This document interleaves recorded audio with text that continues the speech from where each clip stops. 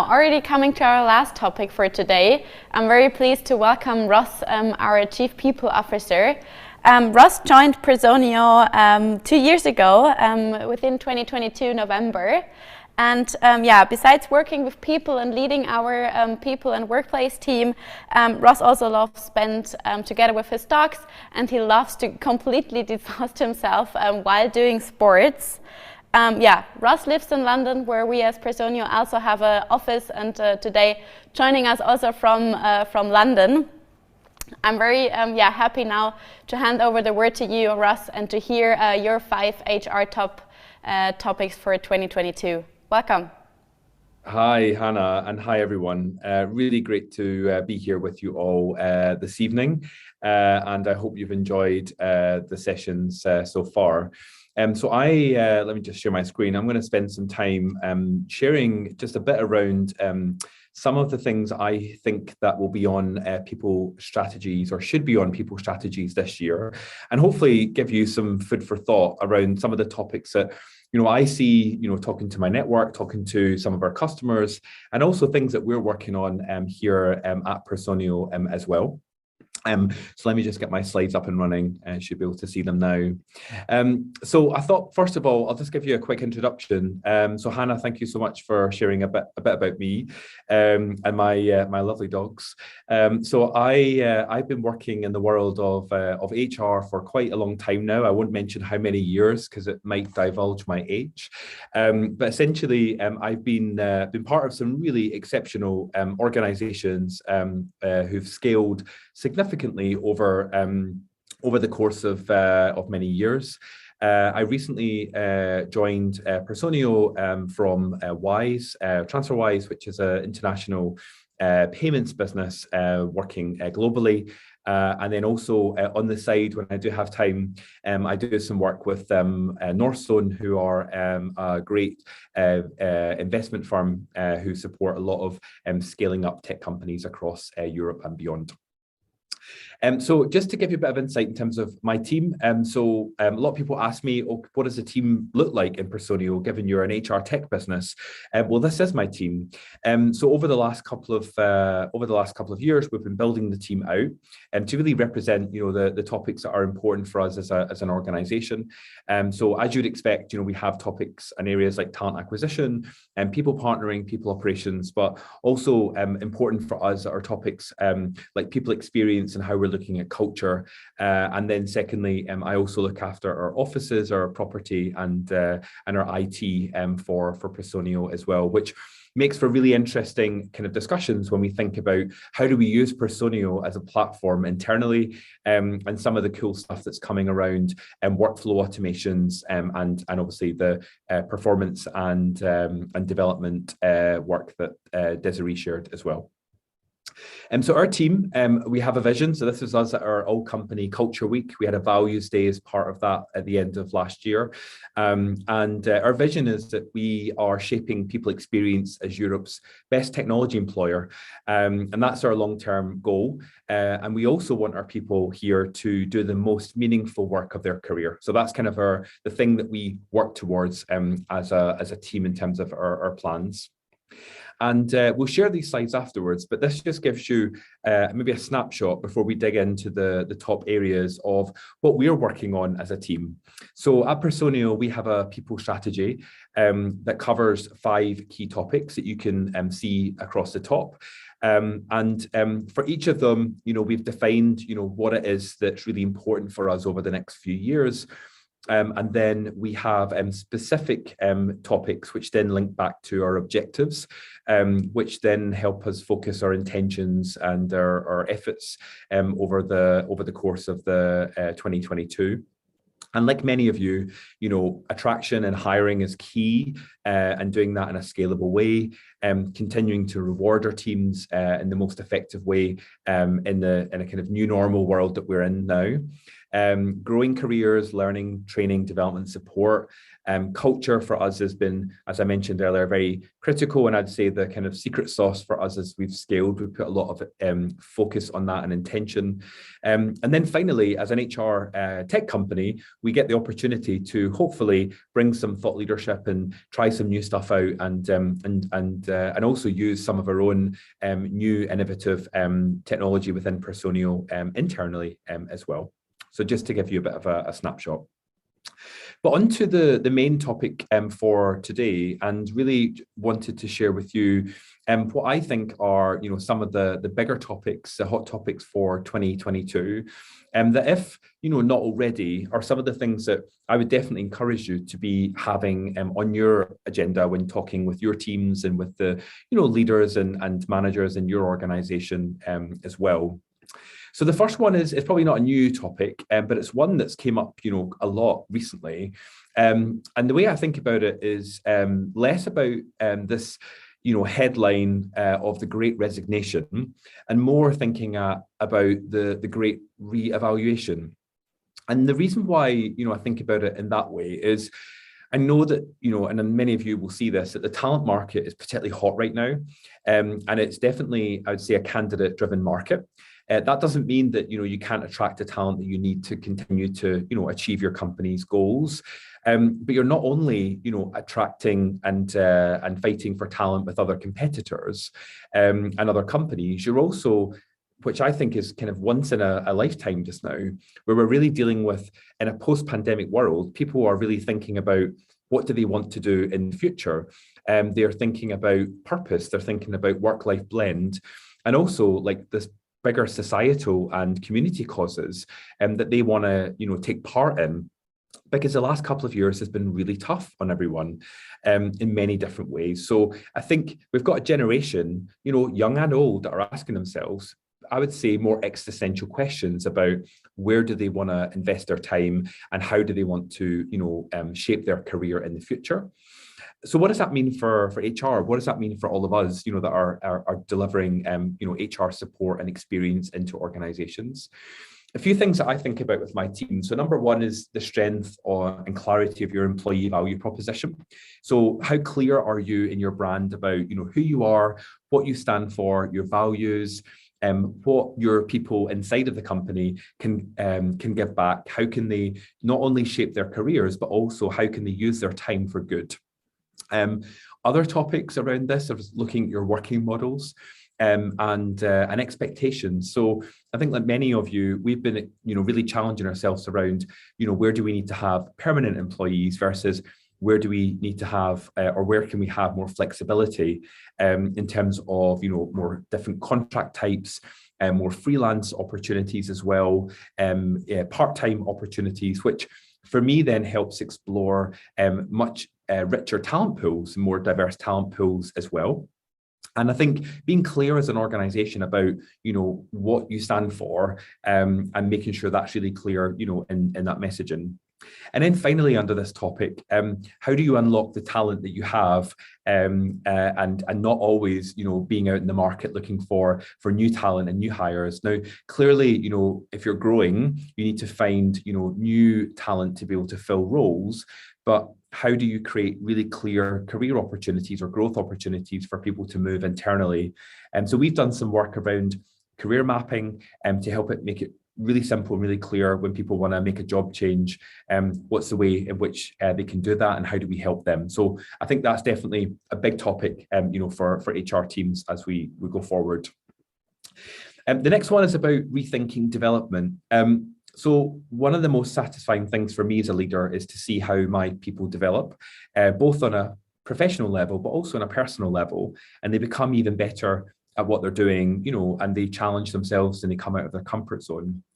I think one of the couple of things that have changed in the last year is really how we have to rethink development in a different way. So when you look at onboarding, developing and growing your people, doing that in a virtual world, and doing that more consistently. So I think in the last period, we've all been working, in an ad hoc way to get back into the office. But as we know now, where people work and how people work is going to change for good, regardless if, some companies engage it or not. So really thinking about how do you develop your people? So everything from, your onboarding, how you help people set goals, how you have growth talks and career discussions or development discussions with your teams. And really, how do you do that when you might not be sat in front of the person? or the individual may not be working in the same environment as other people in the team. How do you give them access to development that will be done one-on-one or maybe done more virtually on a consistent basis? Other things that we thought about as well within our team is that we're seeing more and more development opportunities that are not just about growing skills to do your role, but it's also about opportunities to give back. So community and social responsibility projects is part of your development offering now, where individuals can go into local communities or good causes or charities that you support, and how they can learn skills in a different way and in a different environment. And I did this in the past, and it's a really great way to look differently and step outside your normal day-to-day and your normal working environment, and really redefine how you develop and grow yourself. And then the last part under here is around leadership. So we're going through a process just now of looking at how do we develop our leaders in an environment where all of their team members may not be sat around them as they were maybe a couple of years ago. So this isn't new. We've all been learning to do this, scrappily over the last couple of years. But how do you do that on a more consistent basis, and developing leadership principles and development that help your leaders be successful, in a hybrid world? Third, quite nicely then, is talking about how we thrive in a distributed world. So as we touched on already, I think this is a really hot topic where this year we've seen less restrictions than we've seen last year. And I hope that depending upon how things evolve, that we'll see even less restrictions next year, or less longer periods of restrictions. So we're in a world now where actually candidate and employee expectations are, they want to know what the future looks like, and they want to know how your company kind of operating, working modes, culture, environment, will encourage everyone to thrive in a distributed world, and make sure that everyone has the opportunity to have impact regardless of where they're based. And this is where my team, we're looking at our working philosophy and our principles, so that when we have people that are working in or out of the office or fully remote, that we are really clear on how do we support them, and how do they get access to information, and also that when you're a lead, that you know how to give your team the best support. There's also other things that we're thinking about as well around environment. So we're looking at kind of our physical offices and our remote working environments, and thinking about what tooling do we need to give our people so that they can be set up for success. And then when we are facilitating, meetings, plannings, one-to-ones, how are they set up as a remote first principle, so that if you are the one person who's not in the room, that you have a similar or same experience as those that are in the room. So thinking about, what tools that you can use.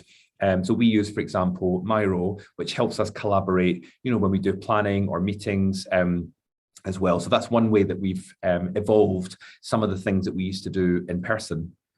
And then the last thing under this thriving topic in a distribution world is, I think, now more than ever, having a focus and a plan on your diversity, equity, and inclusion is really critical. Now, I know this is not a new topic, and it's a topic that is dear to my heart, but I think this year, really thinking about how can you make sure that as you're looking at your hiring efforts and how you develop and grow, when you look at performance review or discussions, as we talked about earlier with Desiree, that takes into account that some people are going to be in and or out of the office.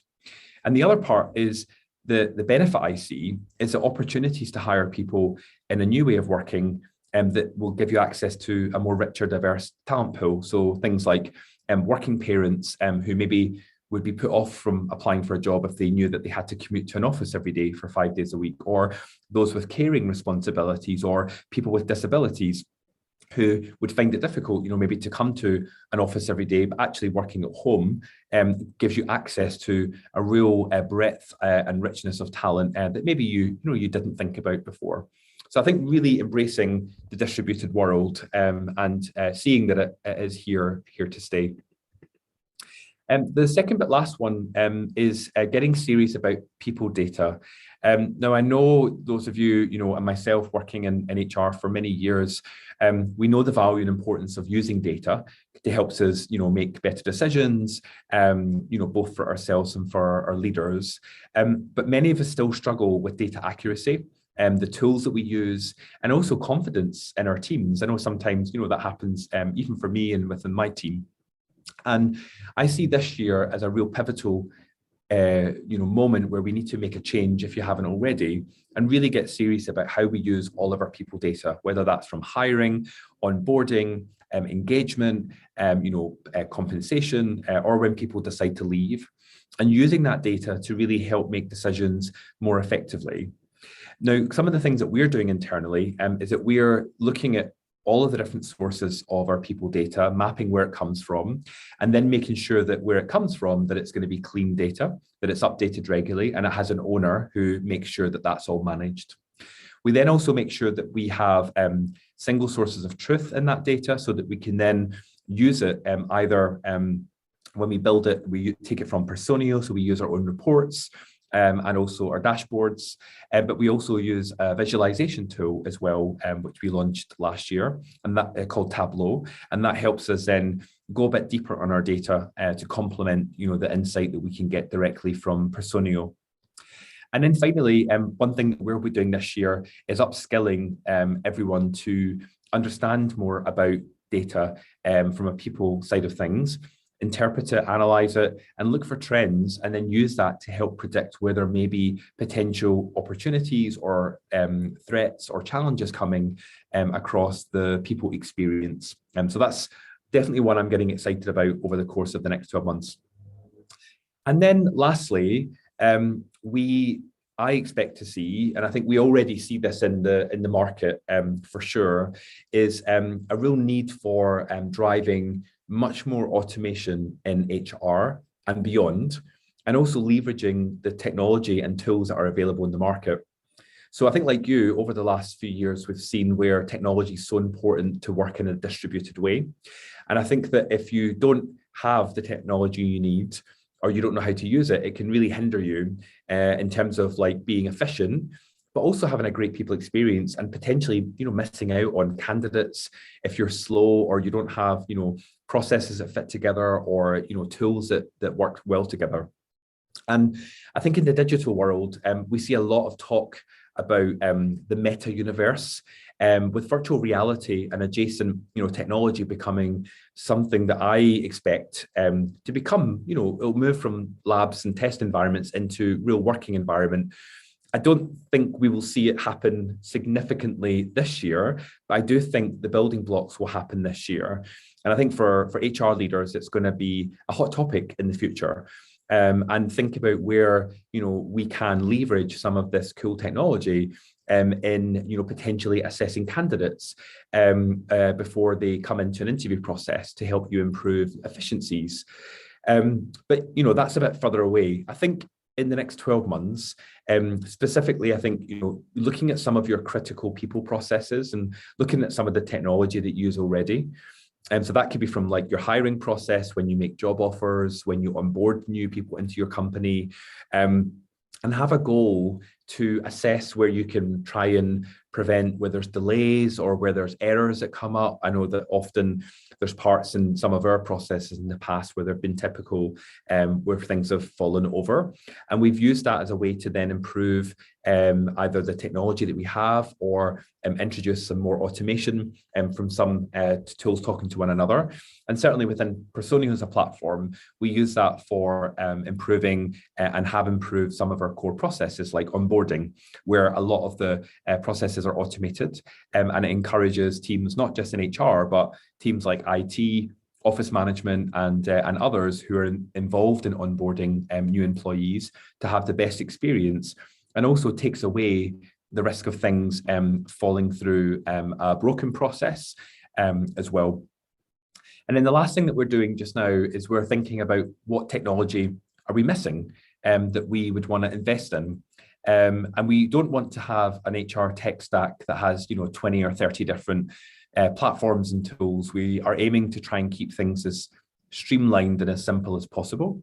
And there are some great things that that we have in our plans over the course of the next year in Personio, but we also have through people workflow automation and our marketplace some really brilliant integrations with some platforms that we use and tools that we use often, like Slack and other ones that help us really scale how well that we can operate, and also reducing some of the less value add activities away from my team, and put them onto more value creating activities elsewhere.